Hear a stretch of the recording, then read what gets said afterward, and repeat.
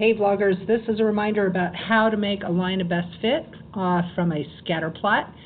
So this is for Mr. Myers' class. You're going to have this sheet today. My classes already did this, but for my classes, you're going to be doing the discus for your homework tonight.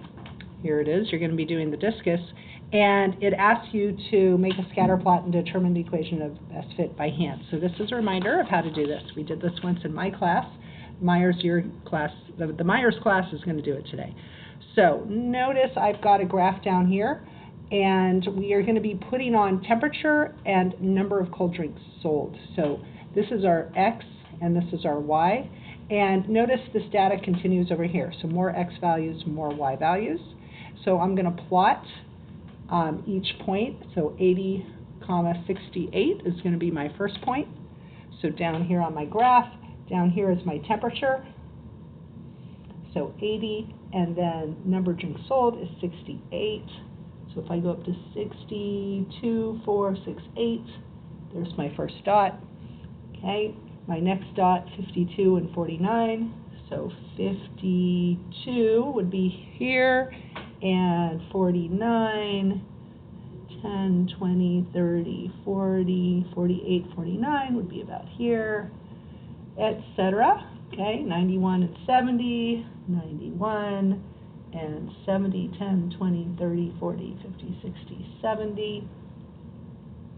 And you would keep going until you have all of these and all of these plotted on here. So you're going to have a whole bunch of dots.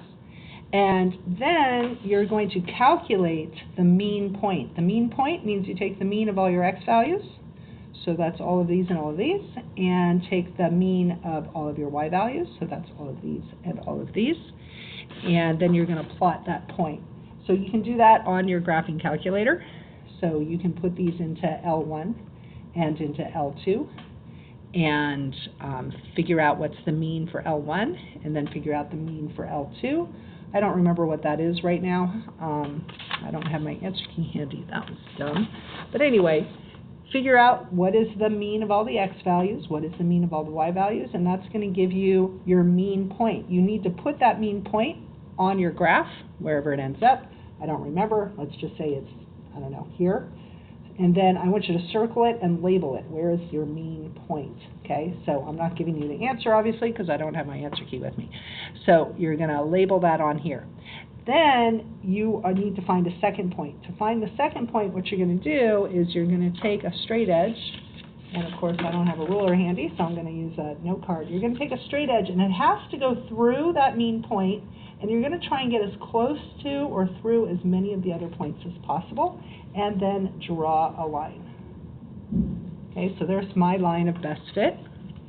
Once you have your line of best fit going through your mean point, then you can pick another point, a second point that is on that line.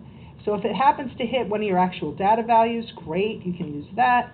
Otherwise, you can just find another convenient point on the line. Mine's not hitting any other data values because I didn't put very many data values on here. So I'm going to go ahead and use, it looks like it's going through that. So that is 60 is my X value. So for my second point, I have 60. And that would be 50, 52, 54, 56. Okay, so you, of course, will have different numbers than me. Everybody should probably end up with a slightly different equation, and that's okay. Then we're going to calculate the slope. So slope, or gradient, is equal to y2 minus y1 over x sub 2 minus x sub 1. And then you're going to calculate the y-intercept. Now be careful, you cannot extend the line over here. And I'll let you think about why you can't, okay? But you cannot just extend your line and pick off the y-intercept. I'll give you a hint. Look what number's down here. Okay, so you're going to have to calculate it using y equals mx plus b.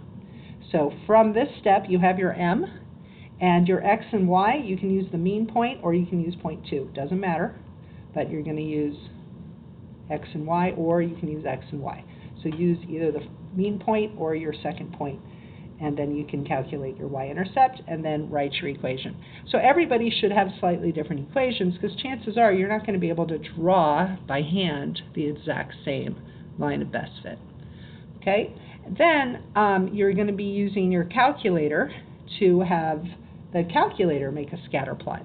So you are going to be given a bunch of little handouts that show you how to make a scatter plot on your graphing calculator, and you're going to do that and answer the questions on the second page, on the analysis page.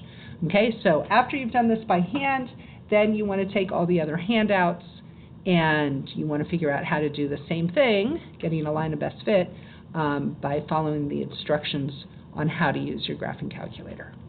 Okay, so for my classes, back to third and fourth period, you are going to be doing the discus tournament. It starts by having you use your calculator. And notice you're going to find the correlation coefficient, that's R. Okay, find out what is R. You're going to enter these in and you're going to calculate R. What is the strength of the correlation? So I want you to use your table that we were looking at today in class. I want you to figure out what is the strength, so put that in words. So given the R, what words will be used to describe the strength of that correlation? Use your calculator to determine the least squares regression line. That's that line of best fit. And again, you have directions for this. And then use your equation to predict how far a 14-year-old would throw a discus and how far a 70-year-old would throw a discus. Okay, and then here, of course, this part is done by hand. So you're going to be plotting all these points by hand and doing what I just showed you on the Cap Snack Shack data analysis. Okay, so Cap Snack Shack, that is for Mr. Myers' class, and Discus Tournament, that is for my classes. All right, hope that helps. Bye-bye.